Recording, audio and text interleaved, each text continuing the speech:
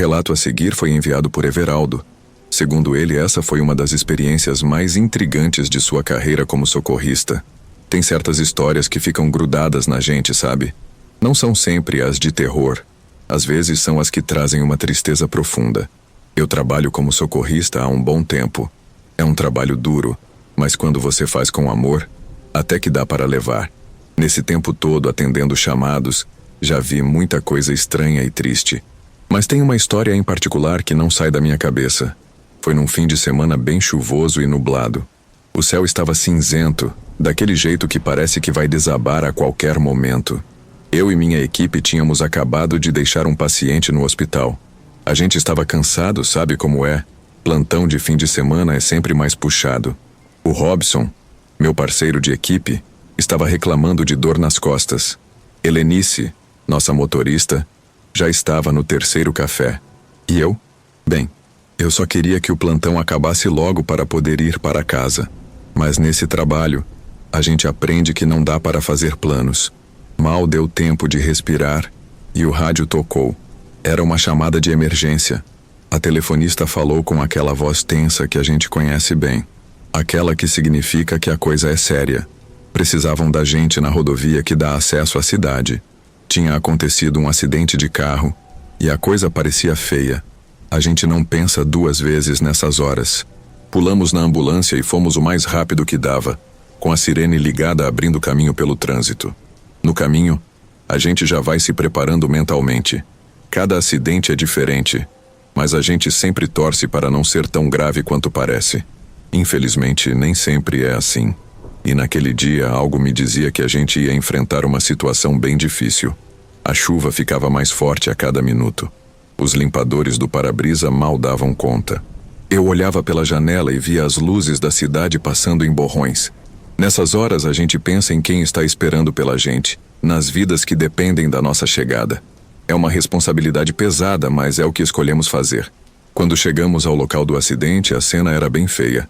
Um carro de passeio tinha batido de frente com um caminhão de carga. Os destroços estavam espalhados pela pista molhada, refletindo as luzes das viaturas. Descemos da ambulância e começamos a avaliar a situação. Tinha vários feridos e uma pessoa que já estava sem vida, ainda presa nas ferragens do carro. A gente age rápido nesses momentos. Cada segundo conta. Eu e o Robson fomos atender os feridos mais graves primeiro. Helenice ficou organizando o apoio com as outras equipes que estavam chegando. A chuva não dava trégua, dificultando o nosso trabalho. Depois de estabilizar 2 pacientes mais críticos, a gente os enviou para o hospital. Outra ambulância chegou para levar o resto dos feridos, mas ainda tinha o corpo preso no carro. Eu decidi ficar para ajudar na remoção, porque só tinham mais 2 socorristas e eles precisavam de apoio. Foi um trabalho difícil e demorado. A gente teve que usar o equipamento de desencarceramento com muito cuidado. Levou mais de 1 hora para a gente conseguir retirar o corpo.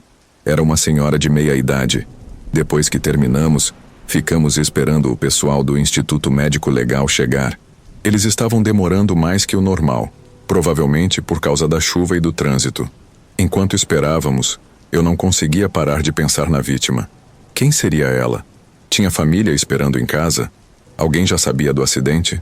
São perguntas que sempre passam pela cabeça da gente nesses momentos, mas que a gente tenta não deixar interferir no trabalho. Os policiais estavam isolando a área e coletando informações para o relatório. O guincho tinha acabado de chegar para remover os veículos.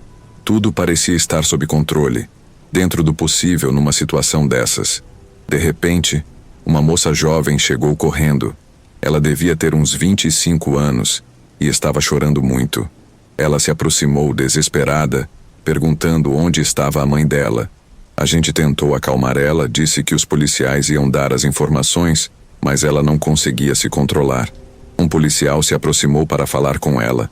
A moça começou a gritar, perguntando para qual hospital tinham levado a mãe dela. Ela dizia que sabia que a mãe estava viva, que tinha recebido uma mensagem dela há pouco tempo. O policial ficou sem reação. Ele olhou para mim e eu entendi na hora. Todos os feridos que foram para o hospital eram homens. A única mulher no acidente era aquela senhora que a gente tinha acabado de retirar do carro, e ela já estava sem vida há quase 2 horas. O policial pediu para ver o celular da moça. Eu fiquei do lado dele e consegui ver a tela. A mensagem dizia: "Filha, acabei de sofrer um acidente, mas não se preocupe que eu nunca vou te deixar sozinha. Te amo, mamãe." Fiquei paralisado. A mensagem tinha sido enviada há 16 minutos, e a foto no perfil da conversa era da mesma senhora que tínhamos tirado do carro. Não fazia sentido nenhum. O policial olhou para mim, procurando uma explicação que eu não tinha. Como aquela senhora poderia ter mandado uma mensagem depois de... Bem, você sabe, eu não aguentei ficar ali. Ver o policial tendo que dar aquela notícia para a moça era demais para mim. Saí de fininho e fui embora com os outros 2 socorristas na ambulância. No caminho de volta para a base, ninguém falou nada. A gente estava tentando processar o que tinha acontecido. Como explicar algo assim? A gente lida com a morte todos os dias nesse trabalho, mas isso era diferente. Depois daquele dia, não soube mais nada sobre a moça ou o que aconteceu. Mas fico pensando na dor que ela deve ter sentido. E tem uma coisa que não sai da minha cabeça. Como é que aquela senhora conseguiu mandar uma mensagem depois de já ter falecido? A gente aprende muita coisa nesse trabalho. A lidar com situações difíceis, com o sofrimento dos outros. Mas essa história me fez pensar no amor de uma mãe. Um amor tão forte que parece capaz de fazer coisas que a gente nem imagina. Até mesmo depois que a vida acaba. Não sei se vocês acreditam nessas coisas, se tem uma explicação para o que aconteceu. Para mim foi um lembrete de que tem coisas nessa vida que vão além do que a gente consegue entender. Decidi compartilhar essa história com vocês porque ela me marcou minha vida profissional e pessoal de um jeito que eu nunca vou esquecer. Um forte abraço a todos e obrigado por me ouvirem. O que você achou do relato do Everaldo? Será que o amor de uma mãe é tão forte que de alguma forma foi possível que ela se comunicasse com sua filha mesmo depois de morta? Ou tudo isso pode ter sido mera coincidência ou uma falha na sincronização do horário das mensagens? Confesso que esse relato mexeu comigo, pois particularmente não acredito que tenha uma explicação racional para isso. Mas eu quero ouvir você. Deixe sua opinião nos comentários. Agora vamos para o próximo relato.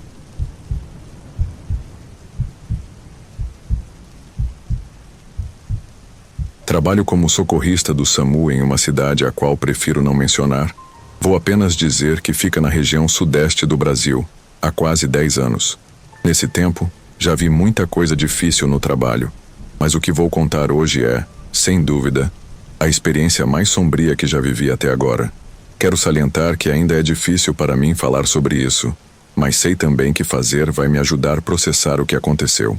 E quem sabe, pode servir de alerta para outras pessoas ficarem mais atentas aos sinais de que alguém precisa de ajuda.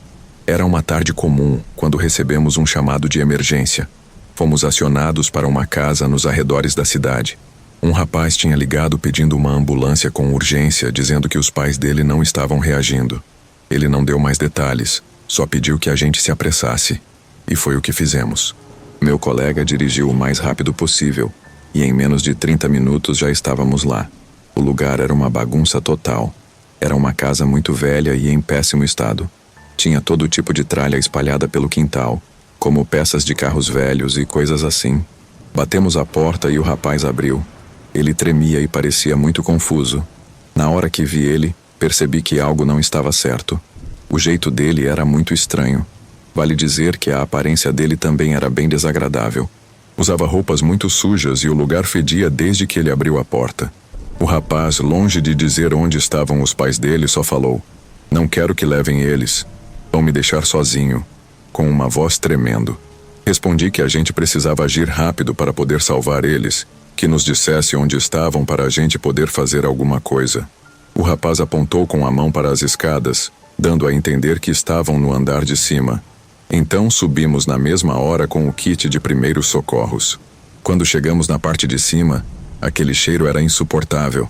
Quase vomitei, mas fiz todo o esforço para me segurar. Ao chegar no primeiro quarto, abri a porta e vi a cena mais sombria e perturbadora que já vi em toda a minha vida. Numa poltrona estava sentado o que parecia ser o corpo de um homem, mas não consegui identificar sua idade. O estado de decomposição era tão avançado que dava para ver os ossos, mas nas mãos tinha um jornal e os óculos estavam no rosto. como se alguém tivesse arrumado ele naquela posição depois de morto. Ao olhar para o outro lado do quarto, tinha outro corpo, mas um corpo feminino, sentado na beira da cama com roupa de dormir e olhando para a televisão que estava ligada, mas sem transmissão. O corpo estava no mesmo estado que o do senhor. Nossa surpresa foi tão grande que meu colega saiu correndo do lugar.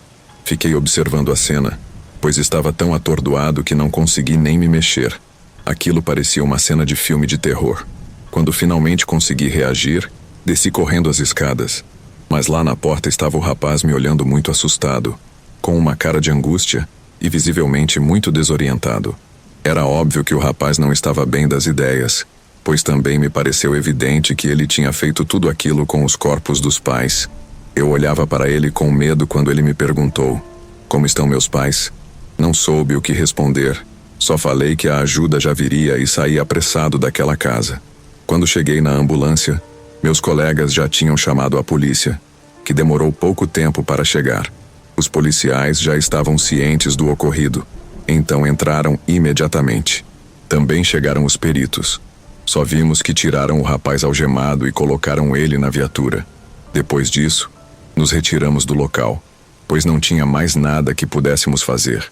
Nos dias seguintes, não conseguia tirar aquela cena da cabeça. O cheiro, a visão dos corpos, a expressão perturbada do rapaz, tudo ficava voltando na minha mente. Tentava me concentrar no trabalho, mas era difícil. Cada vez que a sirene tocava, sentia um frio na barriga, com medo de encontrar outra situação parecida. Meu colega que estava comigo naquele dia também estava bastante abalado. A gente conversava sobre o ocorrido, tentando entender o que tinha acontecido. Como uma situação dessas podia ter chegado àquele ponto sem ninguém perceber? Onde estavam os vizinhos, os parentes, os amigos daquela família? A notícia acabou se espalhando rapidamente pela cidade. As pessoas comentavam nas ruas, chocadas com a tragédia. Muitos se perguntavam como algo assim poderia acontecer tão perto deles. No SAMU, o caso virou assunto entre os colegas. Muitos já tinham visto coisas difíceis, mas nada se comparava àquilo. A equipe de saúde mental do município foi acionada para nos dar suporte. Tivemos sessões de terapia em grupo, onde pudemos compartilhar nossos sentimentos e angústias sobre o ocorrido. Poucos dias depois, ficamos sabendo que o rapaz sofria de esquizofrenia e que ele tinha tirado a vida dos pais semanas antes, pois dizia que uma voz na cabeça dele tinha mandado fazer isso. Mas ele acreditava que eles ainda estavam vivos. Por isso os banhava e os vestia todos os dias, e os colocava na mesa para comerem com ele. Na hora de dormir, agasalhava eles e ligava a televisão para eles. A doença dele era muito grave. Ainda não entendo por que coube a nós fazermos essa descoberta, pois até hoje continuo abalado pelos traumas daquele dia, e sinto que talvez eu nunca vá superar. É difícil explicar para as pessoas que não passaram por isso o que é ver uma cena dessas. Não é só o choque visual, é todo o peso emocional que vem junto. Fiquei sabendo depois que o rapaz tinha parado de tomar os remédios há alguns meses. A família era muito reservada, quase não tinha contato com os vizinhos. Ninguém percebeu que a situação estava piorando. Foi uma tragédia que poderia ter sido evitada se alguém tivesse prestado mais atenção. Esse caso me fez pensar muito sobre o nosso trabalho como socorristas. A gente nunca sabe o que vai encontrar quando atende um chamado. Às vezes é algo simples, outras vezes é uma situação que acaba marcando a gente para o resto da vida.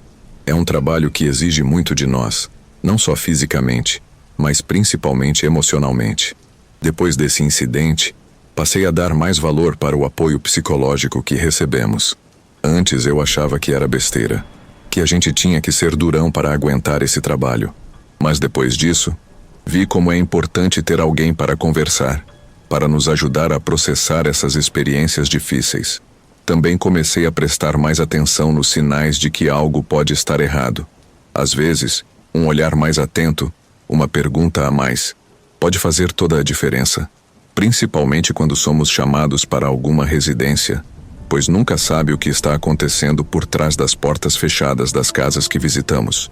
Esse caso serviu para mostrar como é importante cuidar da saúde mental, não só a nossa como socorristas, mas também das pessoas que a gente atende.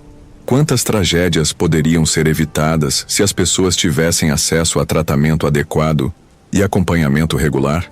Essa história que contei foi, sem dúvida, a coisa mais perturbadora que já vi na minha carreira. Espero nunca mais passar por algo parecido, pois querendo ou não, situações assim acabam afetando o nosso psicológico. Agradeço a todos por ouvirem o meu relato.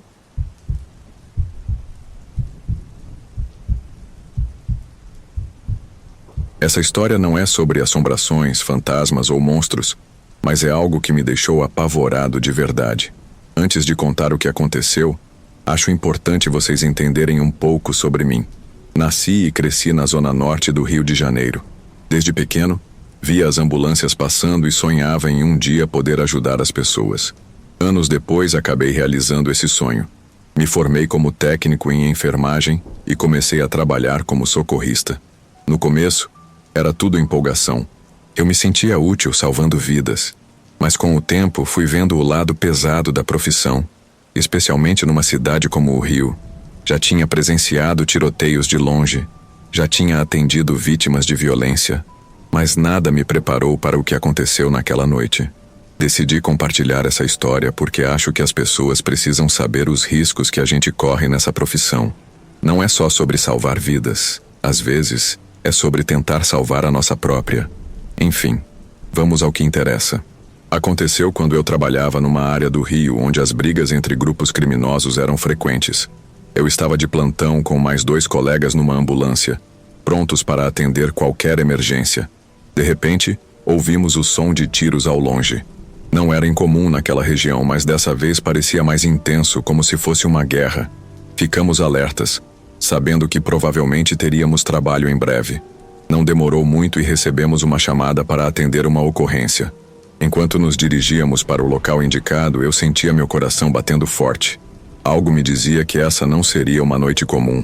Estávamos passando por uma rua estreita quando 2 caminhonetes surgiram do nada, bloqueando nosso caminho. Meu colega que dirigia freou bruscamente, quase batendo em um dos veículos. Foi aí que notei. As caminhonetes estavam cheias de buracos de bala e havia manchas escuras que pareciam sangue. Antes que pudéssemos reagir, as portas das caminhonetes se abriram. Saíram uns 10 homens, todos armados até os dentes. Eles estavam cobertos de sangue, e seus olhos, nunca vou me esquecer daquele olhar, era puro ódio. Um deles, que parecia ser o líder, apontou uma arma enorme para nós e gritou: "Saiam da ambulância agora." Não tivemos escolha. Com as mãos tremendo, descemos do veículo. 2 deles foram até uma das caminhonetes e tiraram um corpo de lá. O homem estava todo ensanguentado e não se mexia. Eles o colocaram na maca da ambulância e nos ordenaram que o atendêssemos. O líder chegou perto de mim, tão perto que eu podia sentir seu hálito quente. Ele disse com a voz rouca: "Se esse cara morrer, vocês todos morrem também. Entenderam?" Engoli em seco e fiz que sim com a cabeça. Mas a verdade é que aquele homem já estava morto. Completamente morto. Pelo estado do corpo, devia ter morrido há horas. Mesmo assim, começamos a fingir que estávamos atendendo ele. Ligamos os aparelhos, fizemos de conta que estávamos aplicando medicação. Eu até fiz massagem cardíaca, sabendo que era inútil. O líder e mais 2 homens armados entraram na ambulância com a gente. Os outros seguiram nas caminhonetes. Fomos em direção ao hospital mais próximo, que ficava a uns 30 minutos dali. Durante todo o caminho, eu tentava pensar em uma forma de sair daquela situação. Olhava para meus colegas e via o mesmo medo nos olhos deles. A tensão era tão grande que eu mal conseguia respirar. Quando chegamos ao hospital, descemos com o corpo. Os homens armados nos seguiram até a entrada da emergência. Foi uma cena surreal. Nós, com nossos uniformes de socorristas, carregando um cadáver seguidos por homens armados e ensanguentados. Antes de entrarmos, o líder me puxou pelo braço e disse: "Vocês não saem daqui até a gente mandar. Se tentarem alguma coisa, a gente descobre e acaba com vocês." Entramos no hospital e logo fomos cercados por médicos e enfermeiros. No meio da confusão, trocamos um olhar entre nós 3. Sem dizer uma palavra, entendemos o que tínhamos que fazer. Aproveitando um momento de distração dos homens armados, nos misturamos com o pessoal do hospital. Rapidamente, tiramos nossos uniformes e nos misturamos como os civis. Com o coração na boca, a gente foi andando devagar até a saída dos fundos do hospital. Ninguém parou a gente. Quando saímos na rua, começamos a andar rápido. Depois de umas 3 quadras, a gente se separou. Cada um foi para um lado. Eu fui direto para casa, peguei umas roupas numa mochila e saí. Peguei um ônibus para o centro e me escondi na casa de um primo por uns dias. Larguei o emprego na ambulância na hora. Nem fui buscar meus pertences. Fiquei com medo de que os bandidos pudessem me encontrar. Acabei me mudando do Rio. Fui morar no interior de São Paulo. Arrumei outro emprego, longe de qualquer coisa relacionada com emergências. Até hoje tenho pesadelos com aquele dia. Acordo suando frio, lembrando daqueles olhares de ódio, das armas apontadas para a gente. Às vezes me pergunto o que aconteceu com os meus 2 colegas. Espero que tenham conseguido se safar também. Sei que a gente teve muita sorte naquele dia. Podia ter acabado bem pior. Foi a experiência mais assustadora da minha vida. Não desejo para ninguém passar por algo assim. Hoje em dia, quando vejo notícias sobre tiroteios no Rio, sinto um aperto no peito. Lembro daquele dia e penso em todas as pessoas inocentes que acabam no meio do fogo cruzado. A violência no Rio é algo muito sério. A gente que trabalha na área da saúde acaba vendo o lado mais feio disso tudo. Eu saí dessa vida, mas tem muita gente boa que continua lá, arriscando a própria vida para salvar os outros. Só espero que um dia as coisas melhorem, que ninguém mais tenha que passar pelo que a gente passou naquele dia. O que você achou da atitude dos envolvidos nesse relato? Você também fugiria ou enfrentaria o medo e permaneceria no mesmo emprego na mesma cidade? Deixe sua opinião nos comentários.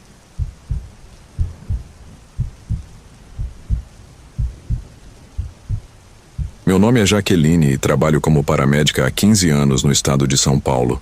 Nesse tempo todo já vi muita coisa que não dá para explicar. O trabalho já é complicado por natureza, mas tem dias que as coisas ficam ainda mais difíceis de entender. Lembro bem do dia em que comecei nessa profissão.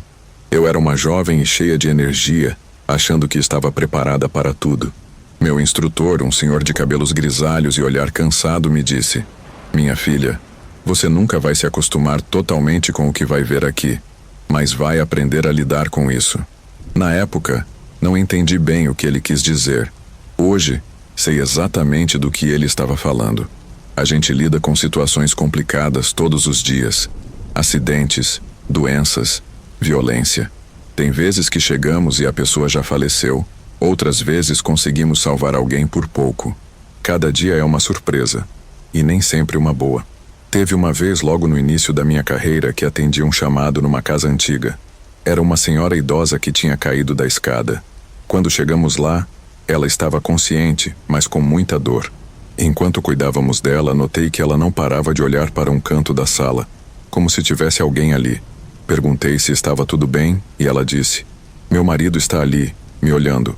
O problema é que, segundo os vizinhos, ela era viúva há mais de 10 anos. Mas nada se compara ao que aconteceu comigo no ano passado. Foi numa noite de semana. Me lembro bem porque tinha acabado de voltar de folga.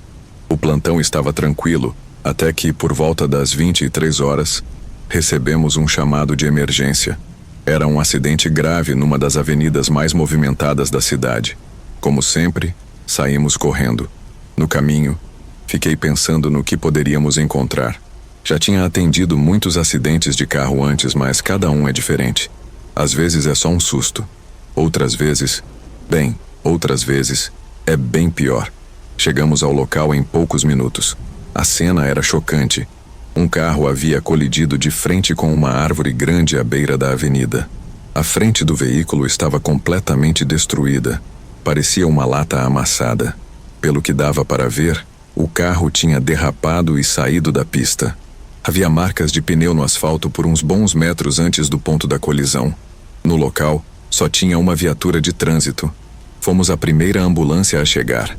Os policiais estavam agitados, andando de um lado para o outro. Quando nos aproximamos, um deles veio falar com a gente. "A gente não conseguiu ver direito quem está lá dentro", disse o policial, parecendo nervoso. "O carro está muito amassado. Acho que tem pelo menos 2 pessoas, mas não dá para ter certeza." Eu e minha equipe nos preparamos e fomos até o veículo. O cheiro de gasolina e borracha queimada era forte. Quando chegamos perto, deu para ver melhor a situação. Era pior do que imaginávamos. Dentro do carro estavam duas pessoas. Um homem no banco do motorista e uma mulher no banco do passageiro. O homem... Bom, é difícil descrever. O impacto tinha sido tão forte que ele ficou praticamente irreconhecível. A mulher estava em condição um pouco melhor, mas também com ferimentos muito graves. Começamos o trabalho imediatamente, mas logo ficou claro que não havia mais nada a fazer.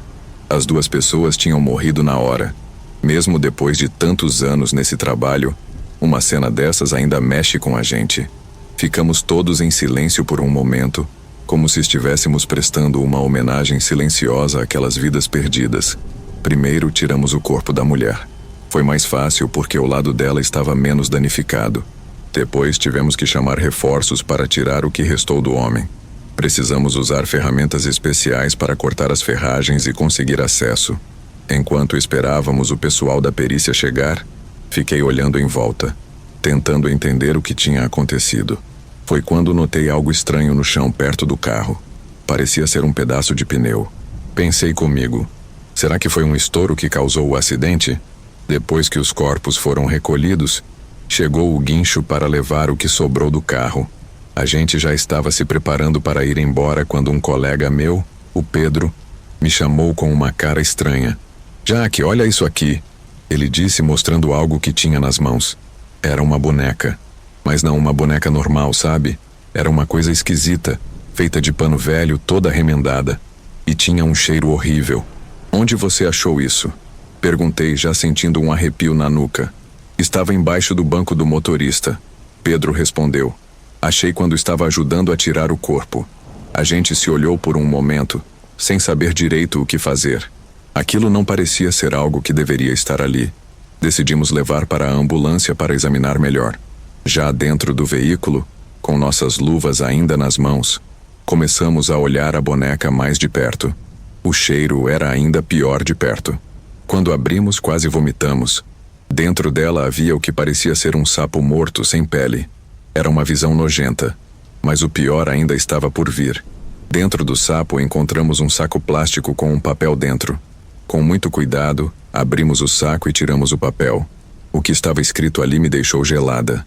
"Saulo, condeno você e sua nova mulher por terem me feito tanto mal, por me abandonar para ficar com ela. Vão pagar muito caro, vão pagar com a vida." Abaixo do texto tinha umas letras estranhas, pareciam ser de outro idioma. E tinha duas fotos pequenas grudadas no papel. Eram fotos das vítimas do acidente. Ficamos todos paralisados, olhando uns para os outros sem saber o que dizer. Era óbvio que aquilo era algum tipo de feitiçaria, macumba, ou sei lá qual a nomenclatura correta. A ex-parceira do motorista tinha causado aquele acidente horrível. Não tinha outra explicação. Na hora, pensamos em entregar aquilo para a polícia. Mas nos demos conta que eles viriam, pegariam aquela coisa horrorosa e diriam o quê? Que iam investigar. Mas no fundo, nós sabíamos que não ia dar em nada. Como provar que uma boneca, um feitiço, poderia ter causado um acidente de carro? Com o passar dos dias, fiquei pensando muito sobre isso. Como alguém pode ter tanto ódio a ponto de fazer uma coisa dessas? E o pior, ela conseguiu o que queria. Aquelas duas pessoas morreram de um jeito horrível. E a mulher que fez isso está por aí, livre. Antes eu tinha plena certeza de que lidava só com acidentes, doenças, coisas reais, e que davam para explicar. Agora, depois de ver aquele feitiço, fico em dúvida. Às vezes chego a me convencer de que talvez existam coisas nesse mundo que a gente não entende direito. Coisas ruins que pessoas fazem umas com as outras. Mas confesso que, desde aquele dia, não consigo deixar de me perguntar: será que foi só um acidente mesmo? Ou aquela boneca com aquelas coisas dentro poderiam de alguma forma ter influenciado ou colaborado? Esta é uma pergunta que até hoje não me deixa em paz. Sei que muita gente não acredita nesse tipo de coisa. Eu mesma também não sei se acredito. Mas depois do que vi naquele dia, é difícil para mim negar que existem coisas nesse mundo que a gente não consegue explicar totalmente. E algumas dessas coisas são bem assustadoras. Queria poder dizer que essa história teve um final feliz, que pegaram a pessoa que fez isso. Mas a verdade é que ela deve continuar por aí. E quem sabe quantas outras pessoas ela já machucou com esses feitiços? É um pensamento que me assusta toda vez que saio para trabalhar. Essa é minha história. Não é fácil contar, mas acho importante compartilhar, para que as pessoas saibam que nem tudo nesse mundo tem explicação. E que às vezes o mal pode vir de onde a gente menos espera.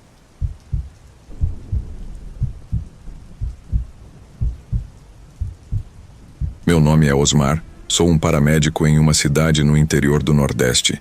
Esta é uma das muitas histórias que aconteceram comigo nesse trabalho. Nunca vou me esquecer desse dia, por mais que eu tente. Era uma noite de quarta-feira. Estávamos no meio do plantão quando recebemos o chamado no rádio. O pessoal da central nos avisou sobre um acidente na zona rural da cidade. Pelo que entendi, algumas pessoas tinham se machucado e precisavam de socorro urgente. Eu e meus colegas nos preparamos rapidamente. Pegamos todo o equipamento necessário e entramos na ambulância. O caminho até lá não era fácil. A estrada de terra estava cheia de buracos e a escuridão da noite não ajudava muito. Levamos quase meia hora para chegar ao local do acidente. Quando chegamos, a cena era meio confusa. Tinha um grupo de pessoas paradas na beira da estrada, todas parecendo bem nervosas. Logo vi o motivo.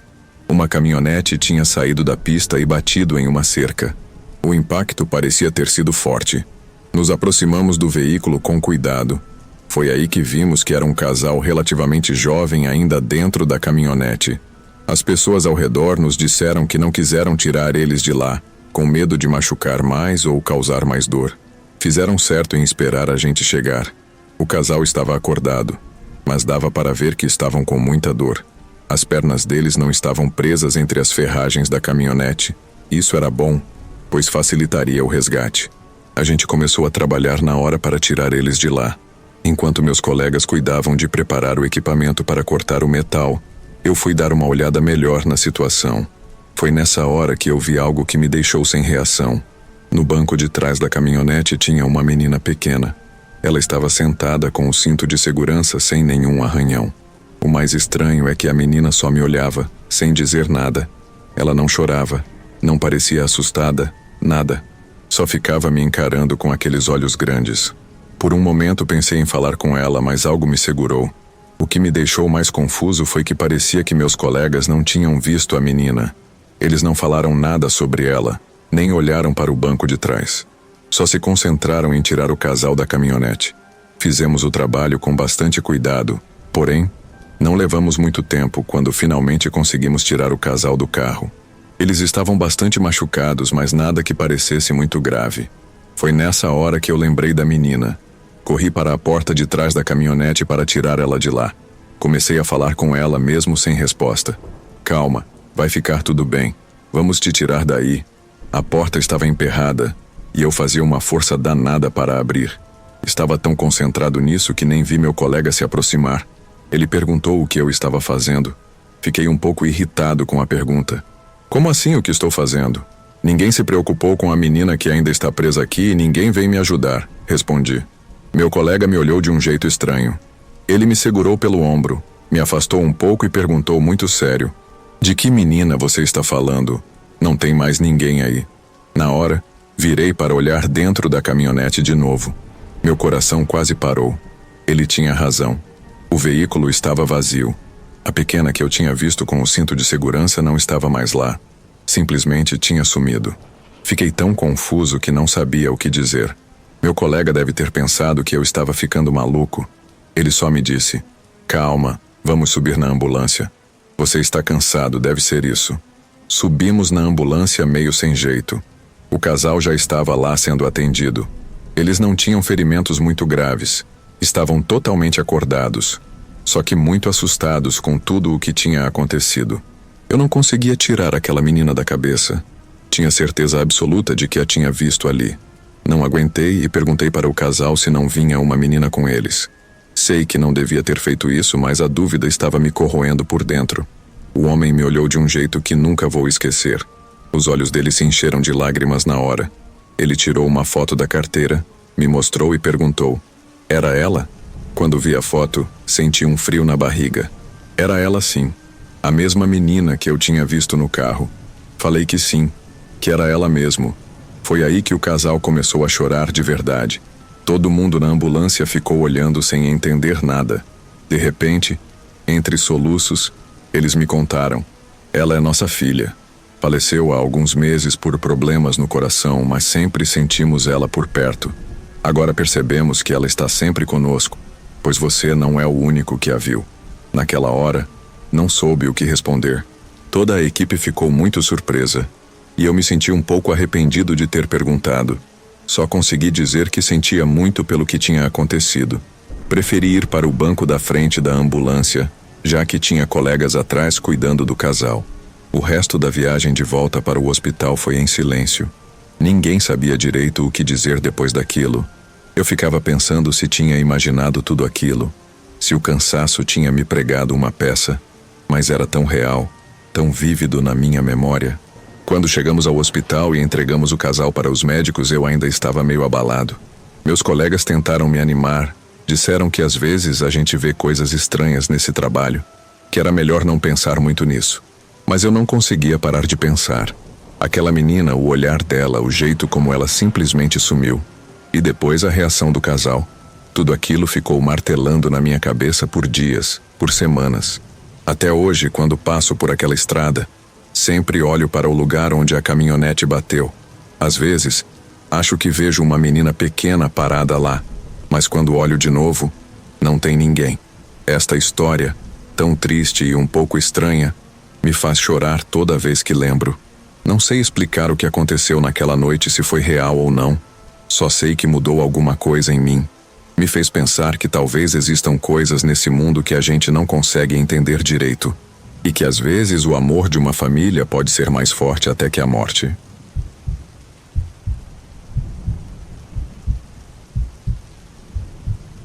Sou socorrista há 7 anos, trabalhando em diferentes hospitais da região. Atualmente estou no Hospital Municipal de São João da Boa Vista, interior de São Paulo. Nesse tempo, presenciei coisas inexplicáveis.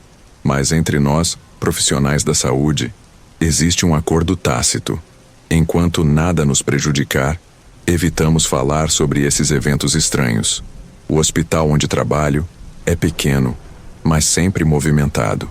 Atendemos uma área extensa, incluindo várias cidades vizinhas e trechos de rodovias importantes. Nossa equipe é unida e dedicada, enfrentando diariamente desafios que poucos conseguiriam imaginar. Cada plantão é uma história diferente, algumas alegres, outras tristes, mas todas intensas. Uma dessas experiências ocorreu em 2018, numa noite que ficou marcada na minha memória. Era uma quarta-feira de outubro, o tempo estava fechado e uma garoa fina caía sem parar. Meu plantão estava chegando ao fim. Já passava das 23 horas, quando recebemos um chamado de emergência. O acidente havia ocorrido na rodovia SP-342, conhecida localmente como Estrada da Morte, devido ao alto número de acidentes fatais registrados ao longo dos anos. Essa rodovia é particularmente perigosa.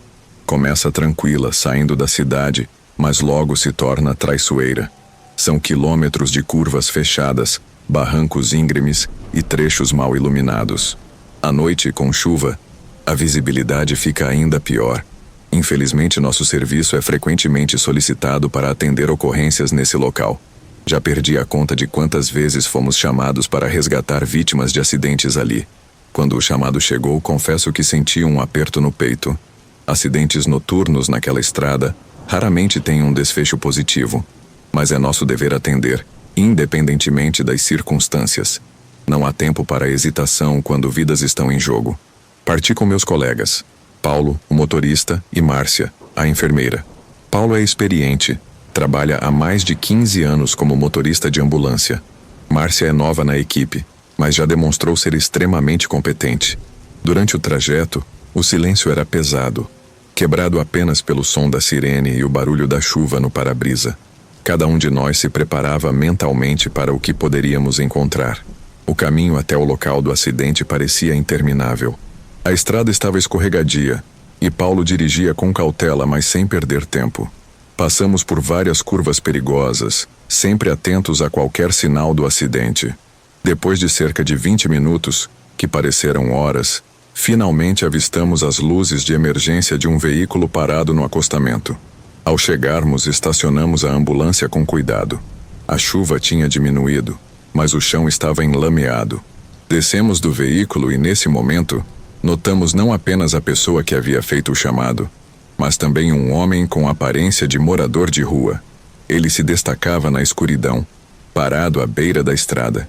Esse indivíduo aparentava ter seus 30 e poucos anos, cabelos compridos e desalinhados, roupas sujas e rasgadas.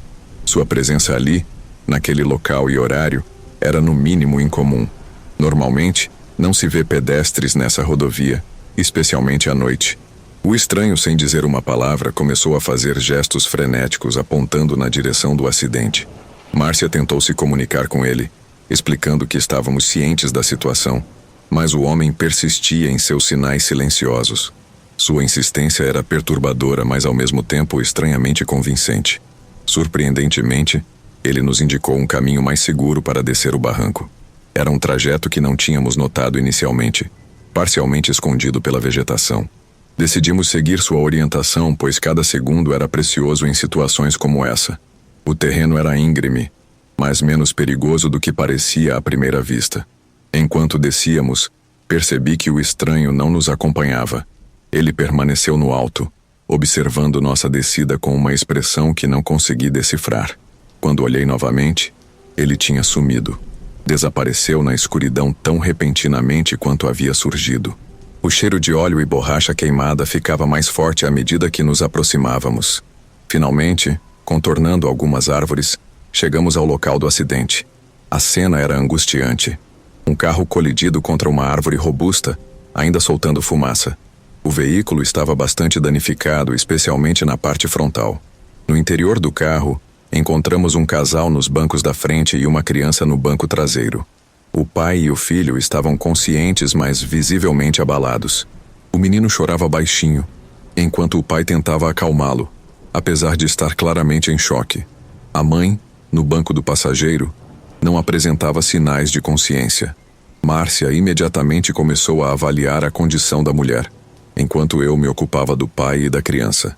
Paulo foi buscar mais equipamentos na ambulância e chamar reforços. Precisaríamos de ajuda para retirar as vítimas do veículo com segurança.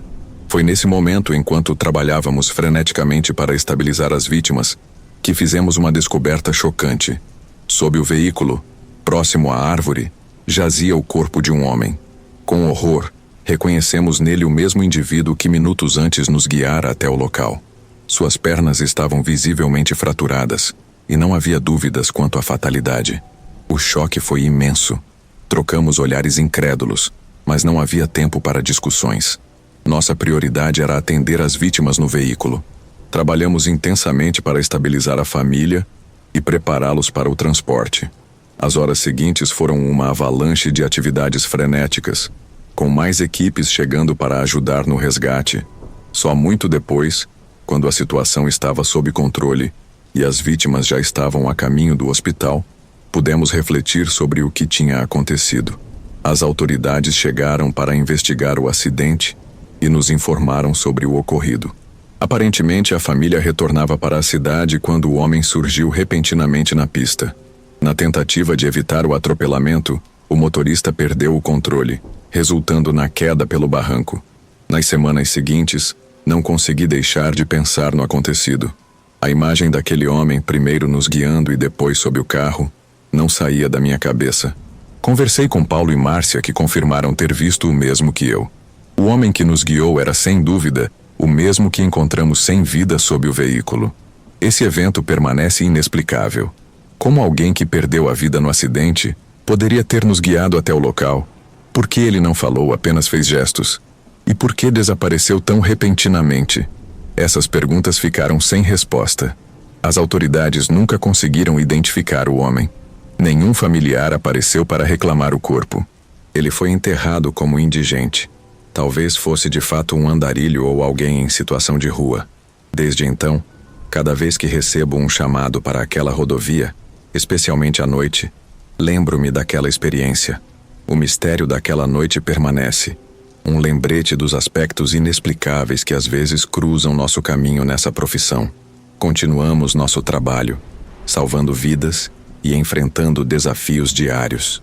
Mas aquela noite na rodovia SP-342 ficará para sempre em minha memória. Um enigma que desafia explicações, mas que, de alguma forma, nos ajudou a salvar uma família. Qual relato mais te impactou? Deixe sua opinião nos comentários. Se inscreva, curta e compartilhe. Nos vemos no próximo relato. Se você tiver coragem,